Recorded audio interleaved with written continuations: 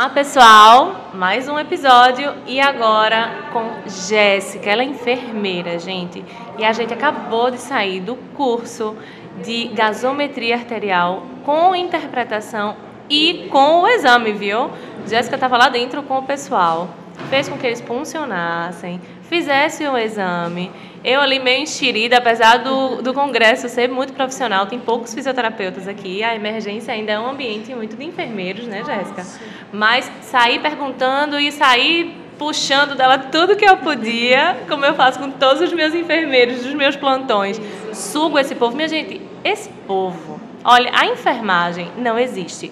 E a interpretação de Jéssica, a aula de Jéssica agora sobre gasometria, foi de uma riqueza gigantesca.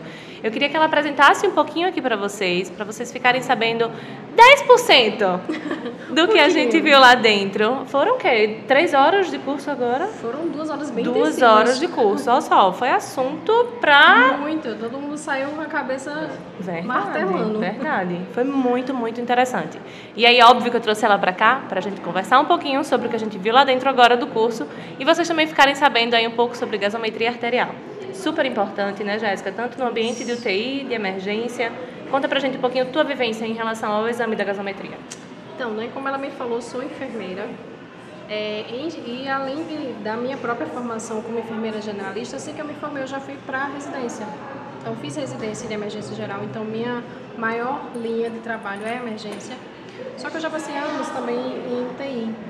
Então, quando a gente vem pensar, além também do APH, então, emergência intra-hospitalar, extra-hospitalar e terapia intensiva, é como se eu pegasse o eixo Todas do paciente as né? até chegar à gravidade maior, que geralmente é aquela monitorização lá na terapia intensiva.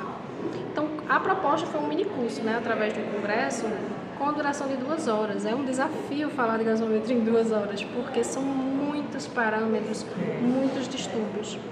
Então, dentro desse contexto, a intenção foi justamente discutir e falar um pouco do que a gente consegue já pegar de cara na gasometria.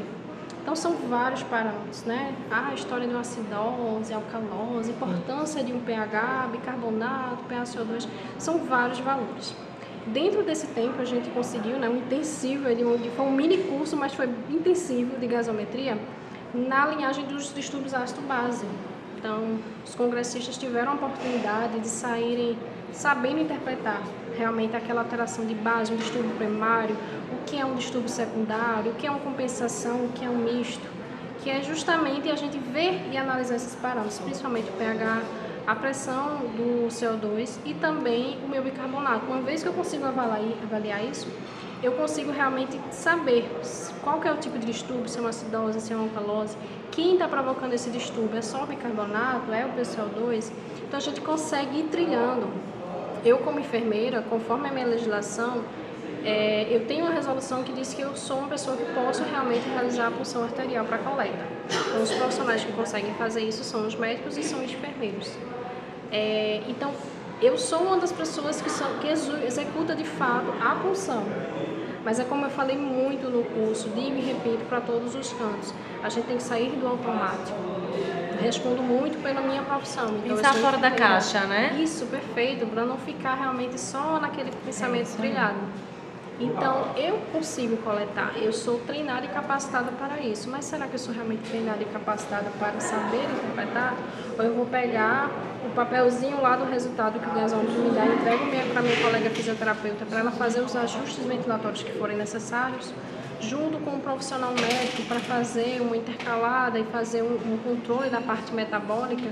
Eu só vou ser realmente a profissional que vai funcionar? Não, se for assim, daqui a alguns anos eu não posso colocar um robô e fazer a minha função. Verdade.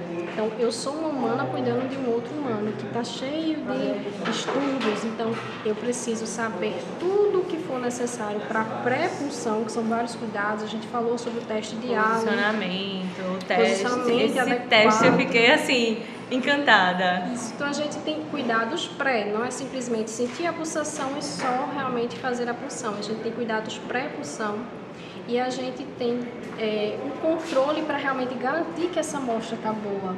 Eu não posso ficar com essa amostra para cima e para baixo para vários locais. Todo cuidado, né? Então eu preciso ir logo para o gasômetro, eu preciso posteriormente saber interpretar.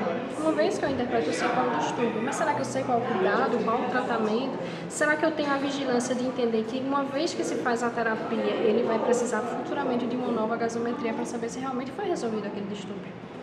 Então, assim, entender sobre gasometria, ela é importante para todos os profissionais. Mas eu digo do carro de chefe, enfermeiros, fisioterapeutas e médicos, porque a gente tem que estar diretamente ligado com esse processo. É a questão do profissional que coleta, é o profissional que faz a prescrição, é o profissional médico que faz a prescrição de uma terapia metabólica, como a inserção do bicarbonato na prescrição, é o uso e o apoio do fisioterapeuta para ele fazer o controle ventilatório daquele paciente que está com acidose ou alcalose respiratória. Então, a gente está lá, são os 3 profissionais que precisam saber e manejar. Então, por exemplo, por legislação, o fisioterapeuta ele não funciona, né? Isso. Como a gente bem sabe, ele não funciona.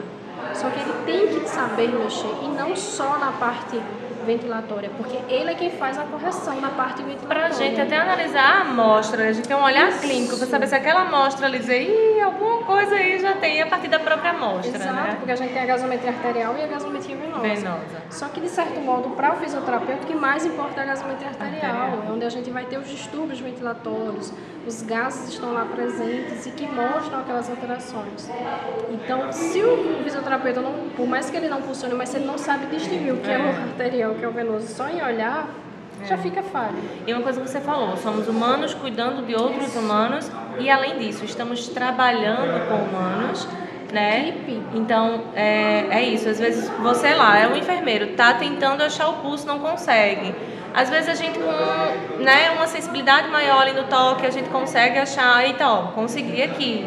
Então, a gente vai se ajudando até para a gente identificar o ponto. Quando a gente vê uma amostra e dizer, poxa, eu acho que essa amostra aqui não está 100%, já vai tentando uma outra, a gente já vai discutindo. Porque é justamente isso, é uma equipe. Equipe multidisciplinar. O resultado também, porque eu acho que assim, sabe, Jéssica, na vivência geral, quando a gente pega algo e a gente toma para si apenas, além da gente se sobrecarregar na responsabilidade, a gente está, querendo ou não, deixando, eu acho que uma margem de erro um pouco maior para o cuidado daquele paciente, porque uma cabeça só não tem condições de pensar em um plantão inteiro, né? Então, assim, quando você tem uma equipe, até pra gente ir trabalhar, quando a gente vai dar um plantão, que a gente diz assim, poxa, hoje é o plantão da enfermeira tal, hoje é o plantão do médico tal, hoje é o plantão da físio tal, você já vai com uma outra energia, né? Exato. Você já vai numa situação diferente, porque você sabe que conta com aquela equipe em geral, né? Você sabe que não vai ficar sobrecarregado, que a chance de uma falha, de uma negligência, de uma situação que não saiba ser contornada é menor. Então, tudo isso faz com que o plantão flua de uma forma completamente diferente, né? Realmente é usar a equipe ao seu favor. Exatamente. Todos os profissionais são formações diferentes. Então, existem atribuições do enfermeiro, existem funções e atribuições de fisioterapeuta, do profissional médico, do fone, assim vai, técnico, cada um tem sua função. Só que todos devem trabalhar em conjunto. São complementares, porque né? Em prol do paciente. É isso aí. Então, o paciente ele não é uma perna, um pulmão, um coração. Ele é um humano cheio de órgãos, cheio de disfunções. E cada profissional vai trabalhar dentro da sua área, em conjunto, como foi bem falado, a questão da discussão. A gente olhar um exame, ver a resposta do paciente e realmente discutir. Se a gente não consegue discutir, a gente não está falando a mesma língua. É isso aí. Então, os profissionais de saúde precisam se alinhar. Cada um na sua função, cada um na sua contribuição. E além disso, permitir essa interpretação, porque foi como eu falei, já tinha feito outros cursos, né, de gasometria, atendo e trabalho e analiso gasometria diariamente há mais de 4 anos, mas hoje eu consegui ter um olhar a mais de toda essa vivência que eu já tive em 2 horas. O intensivão da gasometria. Então foi isso, justamente porque você me trouxe um olhar da enfermagem, né? Você já me trouxe também ali outros parâmetros, além do que a gente vê, que foi o que a gente conversou. Às vezes a gente também está tão no automático já de analisar alguma coisa, que a gente meio que não negligencia, né, deixar de lado, mas assim, é automático de fato, da visão, né? Você olha para uma situação, então o enfermeiro também vindo com essa interpretação, o médico já vai ver uma outra interpretação e a gente conseguir juntar. Isso a gente está falando, junto, né? Exato. Isso a gente está falando de gasometria específico porque foi o seu tema, né? Isso. Mas voltando para a premissa que isso deve acontecer em qualquer situação, em qualquer exame, né? Em qualquer intercorrência. O paciente é de todo mundo, né? O paciente, o cuidado dele não é de responsabilidade geral. De cicrano. Ele é de todo mundo, não é do hospital, é de todos os profissionais. E a questão assim, né, como foi falado, a equipe mútua, o trabalho multidisciplinar, mas também tem que partir do próprio funcionário, do próprio profissional. Não adianta eu ficar engessado numa determinada terapia, numa determinada conduta. Eu tenho que expandir, que é o que você falou, né? Não ficar com a mente fechada na caixinha. É expandir. Será que está me faltando mais capacitação? Vou atrás de uma outra formação, um curso, uma atualização. Saúde atualiza muito. Graças a Deus, isso, né? Então não fique engessado. Então as coisas mudam, então a gente precisa realmente ir aprimorando, capacitando, crescendo.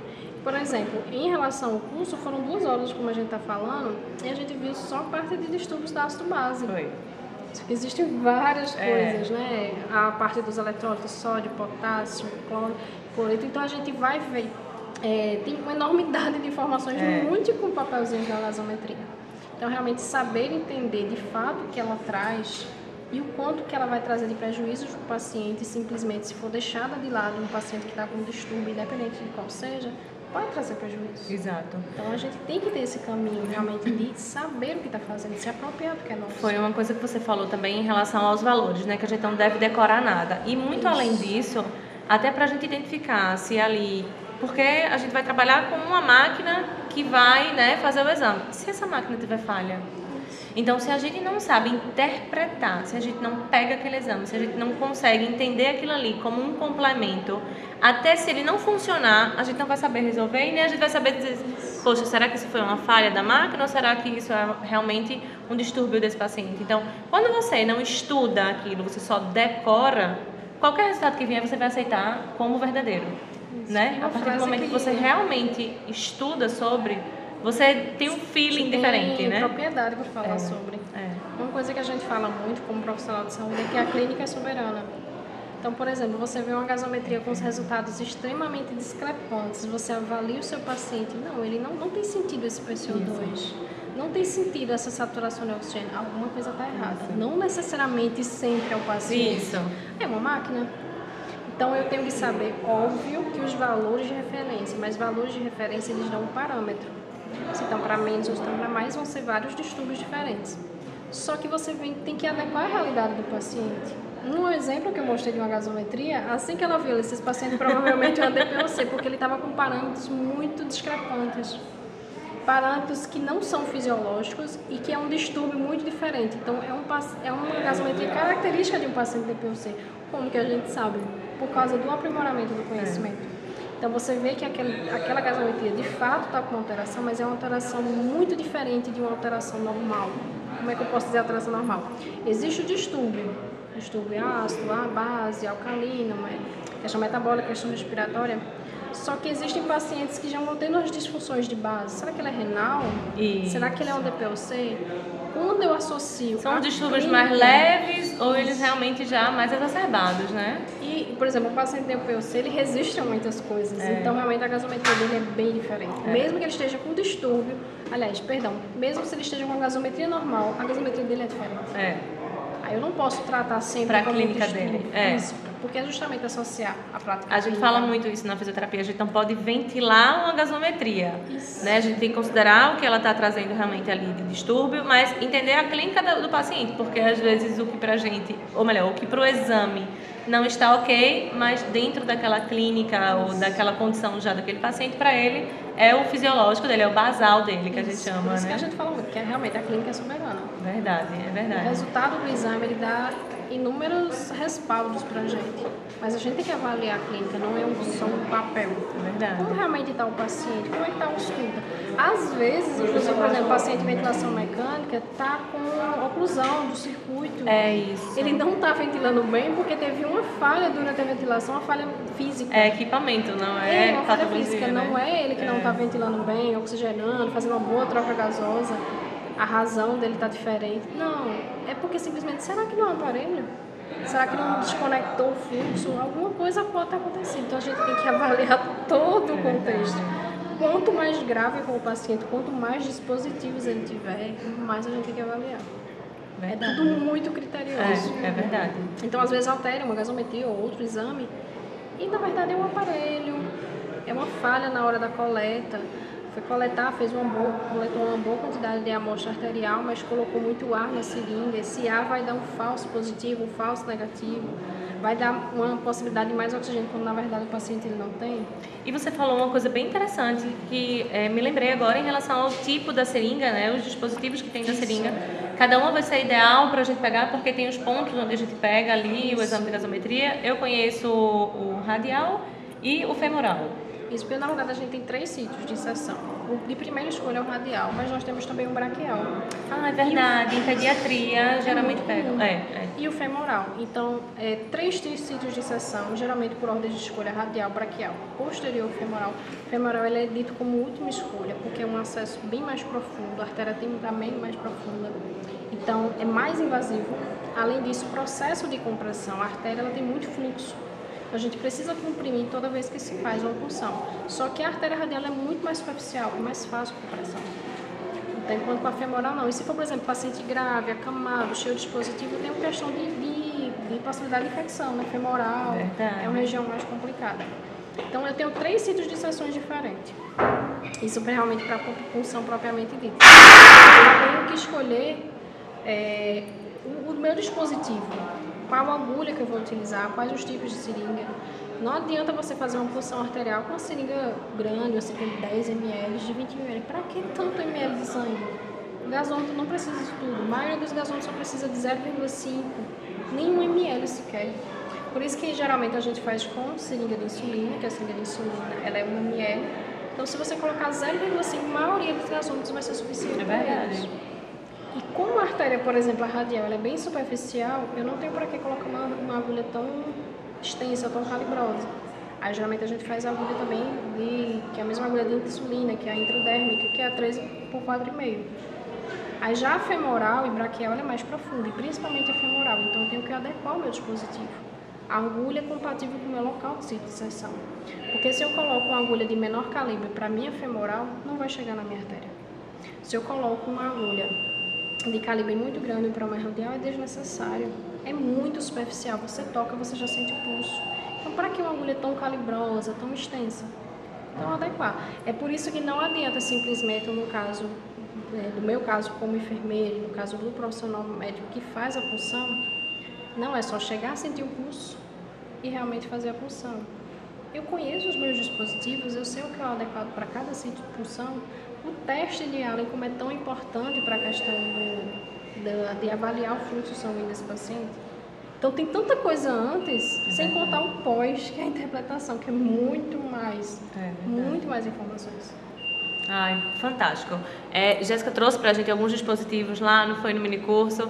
Vão ter aí alguns vídeos durante o evento, né? Então vocês vão acompanhando pelo @ do Como App e também no Fisiotalks. Vou pegar aí um materialzinho para botar para vocês, porque vocês ficam acompanhando tudo que aconteceu aqui no congresso e no minicurso também. Jéssica, te agradeço muito a participação, foi um prazer, foi muito bom fazer o minicurso, realmente gostei. Parabéns, tá? Que bom que a gente tem profissionais, né, desse nível, dessa magnitude de fato, e que pensa dessa forma. Cada vez mais importante, né, esse pensamento da participação geral da equipe multi, e saber que, por mais que você não vá fazer a ventilação ali, mas a sua interpretação é tão importante quanto a minha, e talvez até mais importante, porque complementa ali. Então a gente está sempre se complementando, né? E isso não vai fazer com que ninguém seja melhor do que ninguém, a gente tem que deixar o ego de lado. Cada um tem sua função. É bem sobre isso mesmo. E é justamente como a gente já falou, é em prol do paciente. Exatamente isso. Então, se são vários profissionais, várias cabeças pensantes, cada um na sua formação, por que não usar isso em favor? Perfeito. E assim, além de enfermeira assistencial, né, fui residente há alguns anos atrás e fiquei muito em terapia intensiva, já trabalhei no SAMU. No momento eu estou trabalhando numa emergência, numa ala intra-hospitalar em Sala Vermelha, e também sou professora. Além de cursos assim, a parte, pós-graduação, mas professora mesmo. E eu sempre falo aos meus alunos, então já dei aula para técnico, para curso de graduação, para curso de pós-graduação. é você lembrar, primeiro, do paciente, segundo, tem uma equipe. E que se for uma equipe boa, como você falou, nosso o plantão vai fluir. Em meio a intercorrências, a mil coisas, mas assim, eu tenho uma equipe para me ajudar. E entender a importância da reciclagem. Sim. Eu me formei há um determinado tempo, eu já sou especialista há um determinado tempo, fiz residência em emergência geral. É muito bom você ter residência. Só que se eu não dou continuidade, isso fica. Falei para os alunos no final do curso, gente, vocês estão sabendo aqui, vocês saíram conscientes sobre o que é um distúrbio ácido base, vocês souberam interpretar, porque eu coloquei vários exemplos, vários exercícios para eles, mas se vocês não praticarem, semana que vem vocês vão esquecer. Então precisa praticar. Nós tínhamos muitos estudantes, alguns profissionais, maioria da enfermagem, mas assim, se você não vai lá pesquisar, estudar, você tem que buscar seu próprio conhecimento. O professor, ele é o caminho, ele é o norte, ele é o suporte. Mas se parar naquilo ali, pronto, vai se perder. É verdade. É tão importante assim, mas eu já tenho vivência clínica, tá, mas também se não tiver vivência clínica, estando sempre fazendo uma capacitação, né, buscando cada vez mais, até com outros profissionais de fato, a sua vivência vai ser ainda melhor, né? A sua prática vai ser ainda melhor e vice-versa. Também não adianta se encher aí de curso e especialização e você não ter como praticar aquilo ali, você não está colocando aquilo ali no seu dia a dia para de fato absorver todo esse conhecimento, né? Colocar esse conhecimento aí para prática, literalmente falando, né? E você tem que associar a teoria à prática. É isso aí. Você ser principalmente a enfermagem faz muitos procedimentos práticos, inúmeros procedimentos práticos. Se você se aplicar nisso, você for automático. É só um executor. Exatamente. Então, todo procedimento prático, por mais simples que seja, ela tem uma base teórico-científica. Vou dar até um exemplo, foge um pouquinho do tema, mas um banho no leito. Sim. Tem tanta técnica que precisa ser realizada, né, para poder fazer um banho no leito. Um paciente grave, acamado, tubado, cheio de dispositivos. Se você dá um banho no leito sem técnica, você vai complicar esse paciente. Verdade. Ele vai perder os dispositivos de banho. Então, até uma prática que, digamos assim, é simples, porque eu digo simples. A mãe dá um banho no bebê. É uma coisa que, naturalmente, principalmente a parte materna, é muito comum. É uma coisa relativamente fácil, porém não é. Principalmente nos pacientes grávidos. Então, tem técnica. Verdade. Então, desde uma prática simples, digamos assim, como um banho, ou um procedimento mais invasivo, tudo tem uma teoria. Inúmeros estudos e artigos científicos vão trazer isso. Então, não é a professora Jéssica, não é a enfermeira Jéssica. Existem todas as bases, livros, inúmeros artigos. Então, tudo tem que ter técnica, tudo tem que ter conhecimento teórico, científico. E se você vai fazer uma prática, tem que ter, obviamente, um manejo prático. É quando entra a riqueza do Como App, né? Porque eles trazem as palestras, mas também trouxeram minicursos e a parte prática disso. Eles tiveram mais cedo também a prática de vítimas na piscina, de afogamento, exatamente. Então, assim, eles tiveram toda a teoria e em seguida vieram para a prática. Então, a gente tem muita essa vivência em congressos, né? E o Como App está trazendo, assim, de uma forma muito completa, tanto na qualidade dos profissionais, quanto, de fato, nesses cursos que eles vêm oferecendo durante o congresso. E amanhã ainda tem mais. Jéssica não vai estar mais com a gente, mas vão ter outros profissionais, exatamente, e o Fisiotalks vai estar acompanhando tudo de novo. Em outro momento, a gente vai marcar uma outra entrevista. Essa menina é fantástica, minha gente. Ela tem, assim, inúmeras vivências para estar compartilhando aqui com a gente. E como a gente conversou, essa história da gasometria muito me interessa. Eu acho que muita gente que vai estar assistindo também, médicos, fisioterapeutas, enfermeiros. Tem muita gente aqui que vai estar ligada nesse conteúdo, viu? A gente vai crescendo, a gente vai expandindo. Porque uma coisa que eu sempre aprendi, desde a minha graduação, e principalmente quando eu quis botar o pé na docência, é porque se eu sei algo eu posso compartilhar. Isso é qualquer coisa, não é só um ensinamento realmente dentro da minha área, como enfermeira, ou para qualquer profissional, até para a vida, né? Com certeza. Então, se eu tenho algo que eu sei, por que eu não posso compartilhar com alguém? Com certeza. E é como dizem, né? Traz muito para o pé da docência. Quando a gente ensina, a gente aprende duas vezes. Isso, que a gente repete, a gente fala, a gente exemplifica. É maravilhoso. Então, esse é o caminho. Eu ainda, botei logo no microfone e compartilho com um monte de gente, que eu sou logo exagerada. Gente, é isso. Muito obrigada pela participação, pela audiência de vocês. Jéssica, mais uma vez, obrigada pela participação aqui com a gente, tá? Até a próxima, até amanhã, aqui novamente no Como App. Tchau, tchau.